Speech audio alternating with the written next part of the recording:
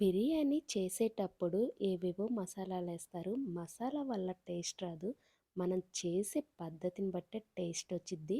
ఈ వీడియోలో ఎక్కువ మసాలా ఏమీ లేకుండా చాలా అంటే చాలా టేస్టీగా, సింపుల్‌గా ఎగ్ బిర్యానీ ఎలా చేసుకోవాలో ఈ వీడియోలో చూపిస్తాను. ఎక్కడ స్కిప్ చేయకండి. తక్కువ మసాలాతోటి ఎక్కువ టేస్ట్, అది కూడా ఇంట్లో ఉన్న మసాలాతోటే రెస్టారెంట్స్‌కి ధీటుగా ఇంట్లో ఎగ్ బిర్యానీ ఎలా చేసుకోవాలో ఈ వీడియోలో చూసేయండి. ఒక్కసారి చూసారు ఎవరైనా సరే ఈజీగా చేసుకోవచ్చనమాట.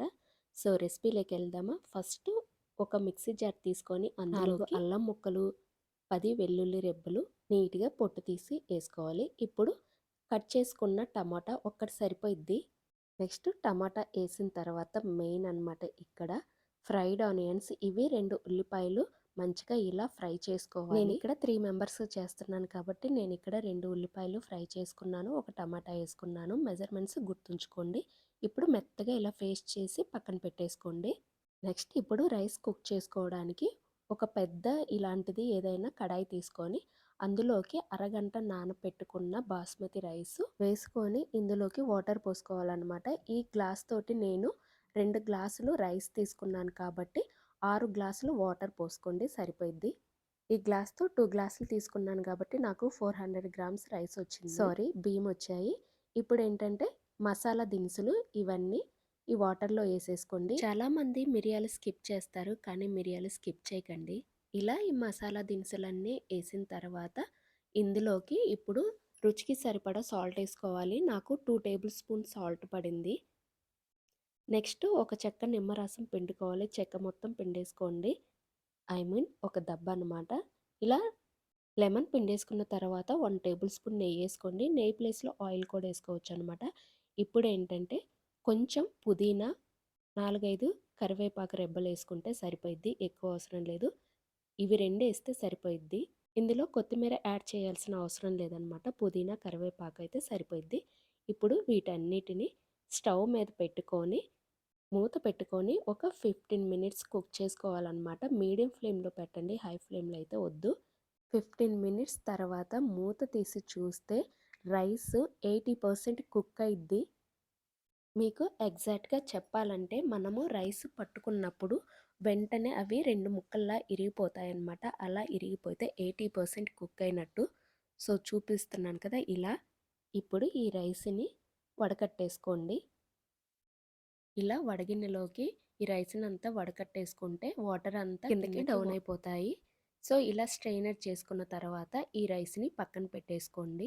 ఈ రైస్ వంపేటప్పుడు ఒక టీ గ్లాస్ నిండా వాటర్ తీసి పక్కన పెట్టేసుకోండి. అవి బిర్యానీ కుక్ చేసేటప్పుడు యూజ్ అవుతాయి. అది ఎక్కడ యూజ్ చేయాలో చెప్తాను. నెక్స్ట్ బిర్యానీ కుక్ చేసుకోవడానికి ఒక కడాయి తీసుకోండి. బిర్యానీ పోట్ అనమాట.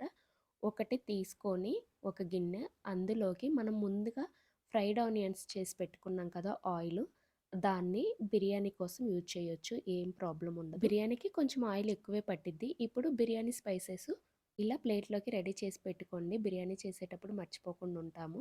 సో, ఇలా రెడీ చేసుకున్నవి పక్కన పెట్టేసుకోండి. ఇప్పుడు ఆయిల్ బాగా హీట్ అయిన తర్వాత ముందుగా బాయిల్ చేసుకున్నాం కదా ఎగ్స్, వాటిని ఆయిల్లో వేసుకోవాలి. చిన్న చిన్న ఘాట్లు పెట్టుకోండి ఎగ్స్. ఇక్కడ నేను 3 ఎగ్స్ తీసుకున్నాను ముగ్గురు. మీరు కావాలంటే ఎక్స్ట్రా ఎగ్స్ కూడా తీసుకోవచ్చు. ఇప్పుడు ఎగ్స్ ఆయిల్ వేసిన తర్వాత కొంచెం ఉప్పు, కారం, పసుపు ఇవి 3 వేసి మరీ ఎక్కువ కాదు, జస్ట్ 1 మినిట్ ఇలా ఫ్రై చేస్తే ఉప్పు, కారం, నూనె అన్నీ గుడ్లోకి బాగా పడతాయన్నమాట. గుడ్లకి ఎగ్స్ తినేటప్పుడు చప్పగా ఉండవన్నమాట. సో, అందుకని జస్ట్ 1 మినిట్ ఇలా ఫ్రై చేసుకుంటే సరిపోయిద్ది ఆయిల్లో. ఎక్కువ అవసరం లేదు, జస్ట్ 1 మినిట్ అంతే. 1 మినిట్ తర్వాత ఎగ్స్ అన్ని తీసుకొని పక్కన పెట్టేసుకోండి. ఇందాక చూపించాను కదా biryani masala spices. So, biryani spices అన్నీ ఆయిల్లో వేసుకొని నెక్స్ట్ ఫ్రైడ్ ఆనియన్స్ కూడా ఖచ్చితంగా వేసుకోవాలి. ఫ్రైడ్ ఆనియన్స్ వేసుకున్న తర్వాత మనం ఇందాక మిక్సీ పట్టుకున్నాం కదా పేస్ట్, ఆ పేస్ట్ని కూడా ఆయిల్లో వేసేసి 1 టేబుల్ స్పూను కారం, 1 టేబుల్ స్పూను సాల్ట్ వేసుకోవాలి. నెక్స్ట్ కొంచెం కరివేపాకు వేసుకొని ఇప్పుడు వీటిని మంచిగా కలుపుకోవాలన్నమాట. ఈ మసాలా అంతా ఇలా కలుపుకున్న తర్వాత 2 మినిట్స్కి ఆయిల్ పైకి తేలిద్ది అనమాట. ఇలా పైకి తేలినప్పుడు ఏంటంటే 2 టేబుల్ స్పూన్ పెరుగు వేసుకోండి. 2 టేబుల్ స్పూన్ పెరుగు అయితే సరిపోద్ది, ఎక్కువ అవసరం లేదు. పెరుగు వేసుకున్న తర్వాత ఒకసారి ఇలా మొత్తాన్ని కలిపేసుకోండి. ఇలా కలుపుకున్న తర్వాత మూత పెట్టి 2 మినిట్స్ కుక్ చేసుకోండి. 2 మినిట్స్ తర్వాత ఇలా బబుల్స్ వచ్చినప్పుడు ఒక పచ్చిమిర్చి ఇలా చీలికలుగా కట్ చేసుకొని ఏసుకోండి. ఇప్పుడు దీన్నేంటంటే కలపనవసరం లేదు. జస్ట్ అలా ఏసిన తర్వాత కొంచెం పుదీనా, ఒక గుప్పెడు కొత్తిమీర సన్నగా కట్ చేసేసుకోండి. ఇందులో కొంచెం కొత్తిమీర ఎక్కువే యాడ్ చేసుకోండి. కొత్తిమీర యాడ్ చేసుకున్న తర్వాత నెక్స్ట్ 2 టేబుల్ స్పూను ధనియా పౌడర్ వేసి మంచిగా కలుపుకోవాలి. ఇక్కడ మెయిన్ ఇంగ్రీడియంట్ ఒకటి చెప్తాను.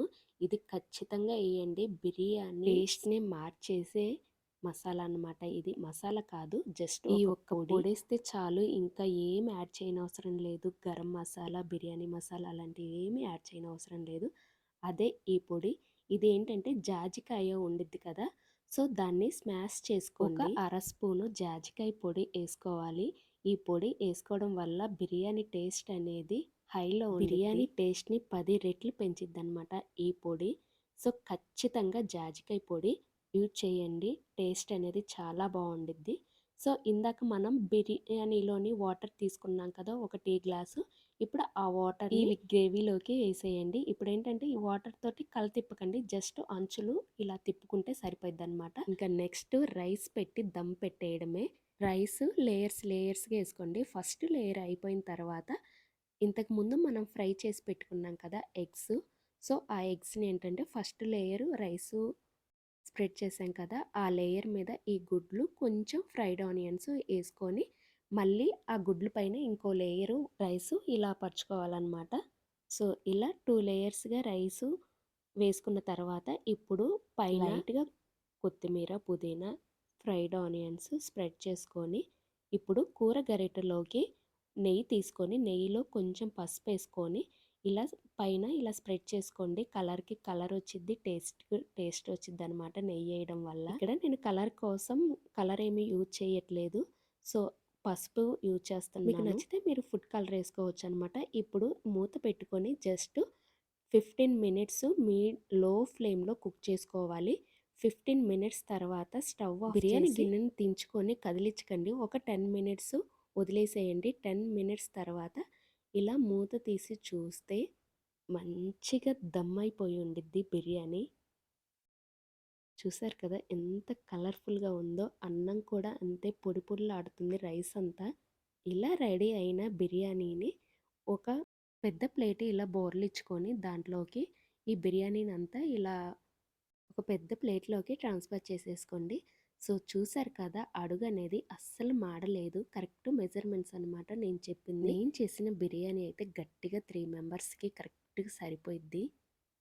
సో, నోరూరించే ఎగ్ దమ్ బిర్యానీ రెడీ అయిపోయింది. రైస్ కూడా బాగా కుక్ అయింది. అసలు ఎక్కడ మెత్తబడలేదు. పొడి పొడిగా ఉంది రైస్ కూడా.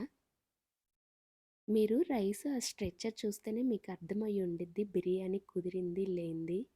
సో, ఇదే ప్రాసెస్‌లో మీరు చికెన్ బిర్యానీ కూడా ఇలానే చేసుకోండి. చాలా బావుండిద్ది. రైస్ అనేది ఎక్కడ విరగలేదు. పొడి పొడిలాడుతూ చాలా అంటే చాలా బావుంది టేస్ట్ అనేది. సో, ఇంకెందుకు లేటు ఇదే ప్రాసెస్‌లో ఎగ్ దమ్ బిర్యానీ చేసి ఎలా వచ్చిందో మీ ఫీడ్‌బ్యాక్ నాకు కింద కామెంట్ చేయండి. వీడియో గనక నచ్చితే లైక్ చేయండి, షేర్ చేయండి, అలానే సబ్స్క్రైబ్ చేసుకోండి. ఇది మార్నింగ్ చేసిన చికెన్ కర్రీ ఉంటే అది కొంచెం పిల్లలకి వేస్తున్నాను నేను. ఈ చికెన్ రెసిపీ కూడా నేను పోస్ట్ చేశాను. కావాలంటే ఒకసారి చెక్అవుట్ చేయండి. So, thank you for the watching.